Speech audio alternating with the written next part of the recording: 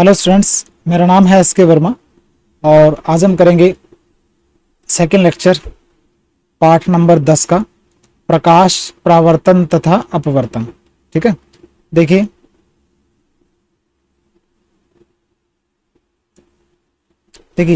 पिछले वाले लेक्चर के अंदर मैंने आपको परावर्तन के नियम बताए थे कि आपतित किरण, परावर्तित किरण और आपतन बिंदु पर जो अभिलंब है एक तल में होते हैं और आपतन कोण और जो परावर्तन कोण हो जो है वो आपस में बराबर होते हैं।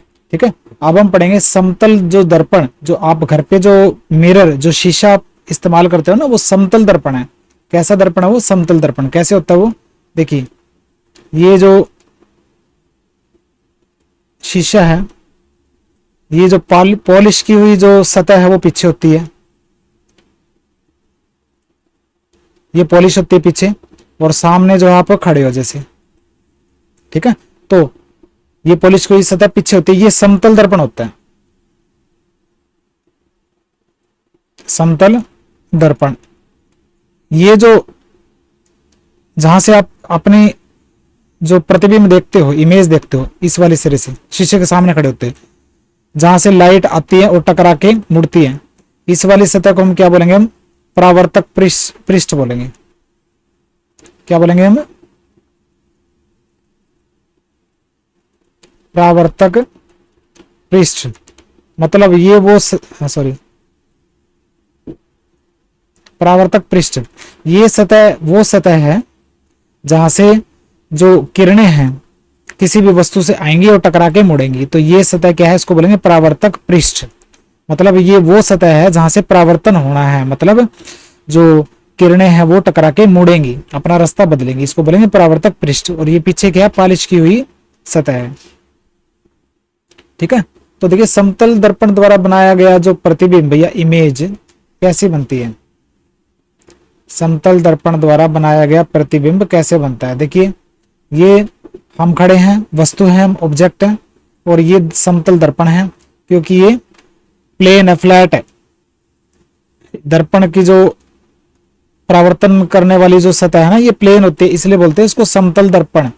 और ये पीछे पॉलिश की हुई है, तो इससे किसी भी ऑब्जेक्ट से, किसी वस्तु से किरणें आएंगी और वो टकरा के मुड़ेंगी और आंखों पे पड़ेंगी हमारे, हमें प्रतिबिंब दिखाई देगा, लेकिन प्रतिबिंब ऐसे आंखों को असली दिखाई नहीं देगा, उन किरणों को पीछे मिलाना पड़ेगा दर्पण के पीछे, और ये आपको आभासी प्रतिबिंब दिखाई देगा। दर्पण के पीछे प्रतिबिंब बनेगा और असली प्रतिबिंब नहीं बनेगा। असली प्रतिबिंब वो होता है जो कि दर्पण के उसी साइड में बने। दर्पण के अगर पीछे बनता है तो आभासी प्रतिबिंब बोलेंगे। तो ये प्रतिबिंब ना दर्पण के आपको पीछे दिखता है और आपको प्रतीत होता है। ठीक है, और जितनी दूरी पे आप खड़े हो उतनी दूरी पे ही आपका आभासी प्रतिबिंब बनेगा, असली प्रतिबिंब बनेगा। ये चीजें होती है। देखिए, समतल दर्पण द्वारा बनाया गया प्रतिबिंब, जब हम समतल दर्पण के सामने कोई बिंब मतलब वस्तु रखते हैं, जब हम समतल दर्पण के सामने कोई बिंब या वस्तु रखते हैं तो प्रतिबिंब ये प्रतिबिंब है या इमेज बोल देते हैं। इमेज जो है दर्पण के पीछे बनती है और उतनी ही दूरी पे बनती है जितनी दूरी पे आप शीशे से दूर खड़े हो। दूरी देखिए बराबर है ना, ये वाली दूरी और ये वाली दूरी, ये दूरी और ये दूरी बराबर है। ठीक है, तो इमेज उतनी ही दूरी पर, प्रतिबिंब उतनी ही दूरी पर बनेगा, दर्पण के पीछे बनेगा, और कितनी दूरी पे बनेगा? जितनी दूरी पर आप और बिंब हो, आप और दर्पण हो, सॉरी। ठीक है, जितनी दूरी पर बिंब और दर्पण हो, मतलब जितनी दूरी पर बिंब मतलब ऑब्जेक्ट हो और दर्पण हो। ठीक है, उतनी दूरी पर क्या बनेगा? आभासी प्रतिबिंब या इमेज बनेगी। ठीक है, और समतल दर्पण के द्वारा जो इमेज बनती है दर्पण के पीछे बनती है, आभासी होती है, मतलब असली नहीं होती। और वो जो सीधा ही जो इमेज बनेगा ना, वो प्रतिबिंब बनेगा, वो सीधा बनेगा, उल्टा नहीं बनेगा, सीधा बनेगा और पार्श्व परिवर्तित होगा। पार्श्व परिवर्तित मतलब आपका जो साइड, पार्श्व माने जो साइड जो है आपकी जो वो परिवर्तित में उल्टी बनेगी। अगर शीशे के सामने हाथ अगर ये वाला उठाओगे, दायां उठाओगे तो वो बायां दिखेगा, बायां उठाओगे तो दायां दिखेगा। ठीक है, तो मतलब साइड चेंज हो जाती है ना। अगर कुछ लिखकर हम अगर शीशे की तरफ अगर लगाएं, देखें तो उल्टा उल्टा हो जाता है ना, समझ में नहीं आता क्यों? साइड पलट जाती है, तो पार्श्व परिवर्तन बोलते हैं उसको। तो समतल दर्पण द्वारा गया जो प्रतिबिंब दर्पण के पीछे बनेगा उतनी ही दूरी पर बनेगा जितना हम शीशे से दूर खड़े हैं। आभासी होगा, सीधा होगा, ठीक है, और पार्श्व परिवर्तित होगा, मतलब हमारी साइड बदल कर दिखाई देगी हमें। तो यह समतल दर्पण द्वारा बनाया गया प्रतिबिंब। एक बार करवाऊंगा और इसको अगर आपने दोबारा देखना है तो आप दोबारा रिपीट कर सकते हो, ठीक है, ताकि आपको समझ में आ जाए। बार बार रिपीट कराऊंगा तो आपको कंफ्यूजन बढ़ेगा। इसको आराम से करना है, आपको हर एक चीज समझ में आ जाएगी आपको, ठीक है। ये आपतित किरण है, ये परावर्तित किरण है। परावर्तित किरण पीछे मिला के ही आपको इमेज बनेगी। ये दर्पण के पीछे जो है प्रतिबिंब बनेगा। तो ये समतल दर्पण द्वारा बनाया गया प्रतिबिंब। उसके बाद आता है दर्पण के प्रकार। देखिए दर्पण के दो प्रकार होते हैं, एक होता है समतल दर्पण, एक होता है गोलीय दर्पण। देखिए समतल दर्पण जो अभी आपने पढ़ा, जो घर में आप शीशा जो है इस्तेमाल करते हो, ये समतल दर्पण है, ये पीछे की हुई पॉलिश है, ठीक है, ये आप सामने खड़े हो तो ये समतल दर्पण है। एक दर्पण ऐसा होता है जिसकी, ये देखिए अंदर, एक दर्पण ऐसा होता है जो अंदर की तरफ मुड़ा हो, यहां आप सामने खड़े हो। एक दर्पण ऐसा हो कि बाहर की तरफ उभार है, ये पॉलिश है, यहां आप सामने खड़े हो। एक दर्पण ये समतल दर्पण, एक दर्पण ये है, इसको बोलेंगे अवतल दर्पण, और एक दर्पण ये है, ये है उत्तल दर्पण, ठीक है। ये दोनों दर्पण आते हैं गोलीय दर्पण में।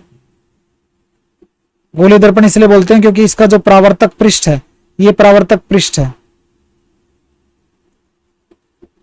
परावर्तक पृष्ठ वो सतह होती है जहां पे किरणें टकराती है, किसी भी वस्तु से आने वाली किरणें यहां से टकरा के परावर्तन दिखाएंगी। तो ये परावर्तक पृष्ठ इसका ये है, इसका परावर्तक पृष्ठ ये है, इसका परावर्तक पृष्ठ ये है।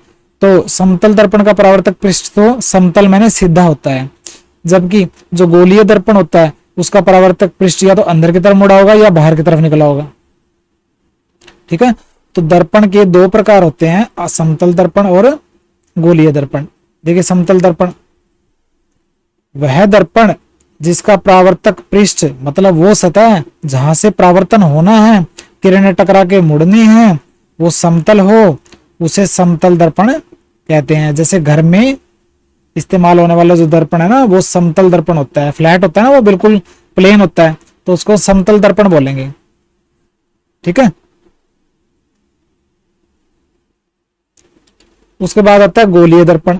गोलीय दर्पण क्योंकि इसका जो परावर्तक पृष्ठ है जहां पे किरणें टकराकर मुड़ेंगी वो गोल होता है, इसलिए इसको बोलते हैं गोलीय दर्पण। देखिए वह दर्पण जिसका परावर्तक पृष्ठ गोलीय हो, मतलब राउंड हो, गोल हो, उसे गोलीय दर्पण बोलेंगे।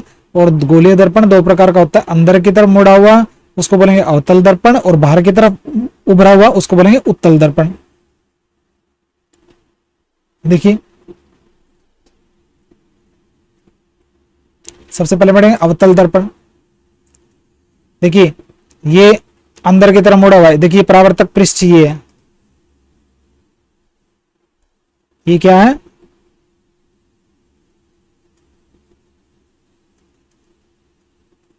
परावर्तक पृष्ठ, मतलब वो सतह है जहां से किरणें आएगी और टकरा के मुड़ेंगी, उसको बोलेंगे परावर्तन वाली सतह, परावर्तक पृष्ठ। और ये पीछे पॉलिश है, ये वाली जो है पॉलिश की हुई सतह है पीछे वाली, ठीक है। तो अवतल दर्पण के अंदर देखिए जो परावर्तक पृष्ठ जो अंदर की तरफ मुड़ा होगा, वह दर्पण जिसका परावर्तक पृष्ठ अंदर की ओर मुड़ा हो उसे हम अवतल दर्पण कहते हैं। उदाहरण के लिए चम्मच का अंदर की ओर मुड़ा भाग, अगर आप एक चम्मच लें, एक चम्मच है, ठीक है, और चम्मच को ये वाला अंदर वाला जहां पे आप नमक वगैरह डालते हो, ये वाला जो भाग देखोगे ना, वो किसका काम करेगा, अवतल दर्पण का काम करेगा, अवतल दर्पण का काम करेगा। कौन सा भाग, ये अंदर वाला भाग। और ये जो इस साइड वाला उभरा भाग है वो क्या काम करेगा, उत्तल दर्पण का काम करेगा, ठीक है। शीशा दिखेगा आपको, इसके अंदर जो अगर अपनी इमेज देखोगे ना, प्रतिबिंब देखोगे, तो अवतल दर्पण होगा, और इस साइड से इमेज देखोगे तो वो उत्तल दर्पण का काम करेगी। उत्तल दर्पण पढ़ लीजिए।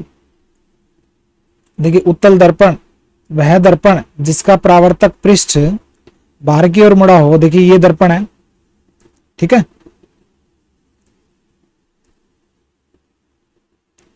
इसमें गलत दे रखा है, इसमें जो है पिक्चर के अंदर गलत दे रखा है, कोई ना मैं इसको करेक्ट कर दूंगा। ठीक है, इसके अंदर चीजें जो है वो किरणें यहां तक ठीक दे रखी है, लेकिन यहाँ किरणें नहीं आएंगी। किरणें कहाँ आएंगी, यहां आएंगी, क्योंकि परावर्तक पृष्ठ तो ये है ना। कोई ना मैं इसको करेक्ट कर दूंगा, ये गलत है, यहाँ पे किरणें इस साइड आएंगी। इंटरनेट से पिक्चर उठाते हैं, कई बार मिस्टेक होती है उसके अंदर, लेकिन मैं करेक्ट कर देता हूं। ठीक है, तो ये उत्तल दर्पण है। देखिए ये जो बाहर जो परावर्तक पृष्ठ बाहर की तरफ निकला हुआ है और पॉलिश पीछे है, किरणें इस साइड से आएंगी, तो इसको क्या बोलेंगे, उत्तल दर्पण। क्योंकि परावर्तक पृष्ठ बाहर की तरफ उभरा होता है, वह दर्पण जिसका परावर्तक पृष्ठ बाहर की ओर मुड़ा हो उसे क्या बोलेंगे, उत्तल दर्पण बोलेंगे। जैसे कि चम्मच के बाहर की ओर मुड़ा हुआ भाग। ठीक है, चम्मच का ये वाला जो भाग है ना, यहाँ नीचे वाला भाग, वो क्या है, उत्तल दर्पण का काम करता है। ठीक है, अब हम देखिए दो तरह के दर्पण, एक तो समतल दर्पण, एक गोलीय दर्पण। तो गोलीय दर्पण के कुछ तथ्य पढ़ेंगे हम। गोलीय दर्पण के कुछ तथ्य वो जरूरी है पढ़ने के लिए। देखिए इतना हिस्सा पढ़ना है आपने पहले, इतना देखिए, इसमें दोनों दर्पण दे रखे हैं, इतना हिस्सा। ठीक है, ये अवतल दर्पण है यहाँ पे।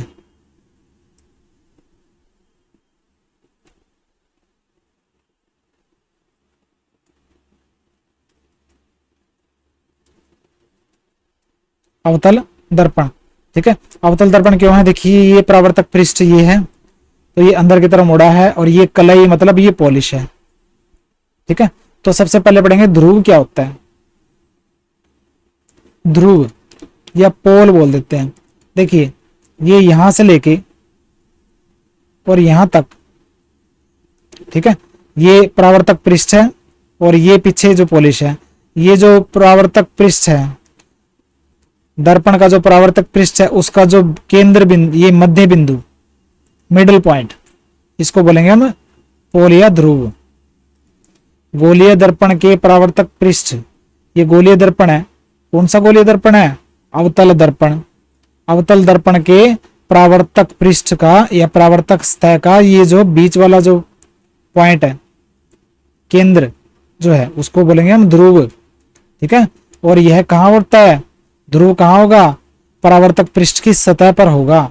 यह दर्पण के परावर्तक पृष्ठ की सतह पर होता है, और इसे पी अक्षर से हम दर्शाते हैं। पी मतलब पोल, मतलब हिंदी के अंदर बोलते हैं ध्रुव। ठीक है, तो ये हमने पढ़ा। इसी तरह देखिए जैसे ये पढ़ा ना, ये देखिए ये अवतल दर्पण है। अवतल दर्पण का ये वाला, ये जो ये क्या पी, ये वाला, और ये उत्तल दर्पण अगर मैं बना दूं, उत्तल दर्पण, ये पॉलिश है, ये उत्तल दर्पण है ना, ये परावर्तक पृष्ठ है, तो इसका ये वाला जो पॉइंट है, इसको बोलेंगे हम पोल या ध्रुव। ठीक है, पोल या ध्रुव, बिल्कुल आसान है। देखिए ये वाला जो दर्पण है, तो इसके अंदर ये जो बाहर वाला जो परावर्तक सतह बाहर की तरफ है, तो उभरा हुआ परावर्तक सतह या परावर्तक पृष्ठ, इसको उत्तल दर्पण बोलेंगे।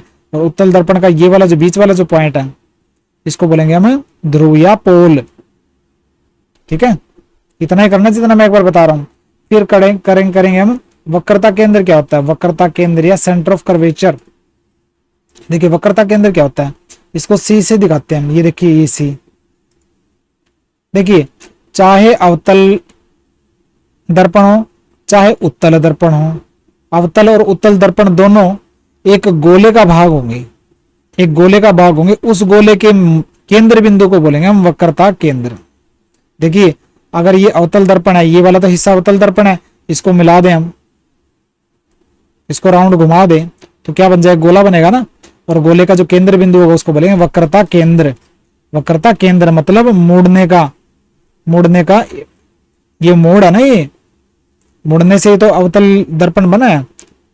ठीक है, मुड़ने से जो ये जो बना ना, ठीक है, सर्कल बना, वृत्त बना, उसके केंद्र को बोलेंगे हम वक्रता केंद्र। तो देखिए वक्रता केंद्र क्या होता है, इसको बोलते हैं सेंटर ऑफ कर्वेचर।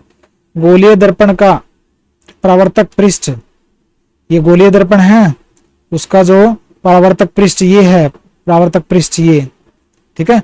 एक गोले का हिस्सा है, इस गोले का हिस्सा है ये वाला परावर्तक पृष्ठ, गोलीय दर्पण का परावर्तक पृष्ठ इस गोले का हिस्सा है। और इस गोले के केंद्र को, इस गोले के केंद्र को क्या बोलेंगे हम, वक्रता केंद्र कहते हैं। इसे सी अक्षर से, सी लेटर से, सी अक्षर से हम दिखाएंगे वक्रता केंद्र को, ठीक है। इतना ही करना है आज, आराम से करना है, क्योंकि ये चीजें आपको ना बिल्कुल आराम से याद होनी चाहिए। अगर याद नहीं होगी तो आपको प्रॉब्लम आएगी। धीरे धीरे आपको लेके चलूंगा, कोई जल्दबाजी नहीं करनी है। जल्दबाजी करेंगे तभी आपको समझ में नहीं आएगा। देखिए समतल दर्पण क्या होता है, मैंने आपको बताया। उसकी परावर्तक पृष्ठ वो फ्लैट होती है, ठीक है। इमेज कैसे बनती है, कहाँ बनती है, सीधी बनती है, उल्टी बनती है, ये मैंने आपको बताया। फिर दर्पण के प्रकार हमने पढ़े, समतल दर्पण और गोलीय दर्पण। गोलीय दर्पण के हमने प्रकार पढ़े, ठीक है। उत्तल दर्पण, अवतल दर्पण है ना, उत्तल दर्पण। ये पिक्चर ठीक कर लेना, मैंने आपको बता दिया, इसको मैं सही भी कर दूंगा कोई ना, ठीक है। फिर गोलीय दर्पण के हमने पॉइंट पढ़े कि ध्रुव क्या होता है और वक्रता केंद्र क्या होता है, ठीक है, ये हमने पढ़े।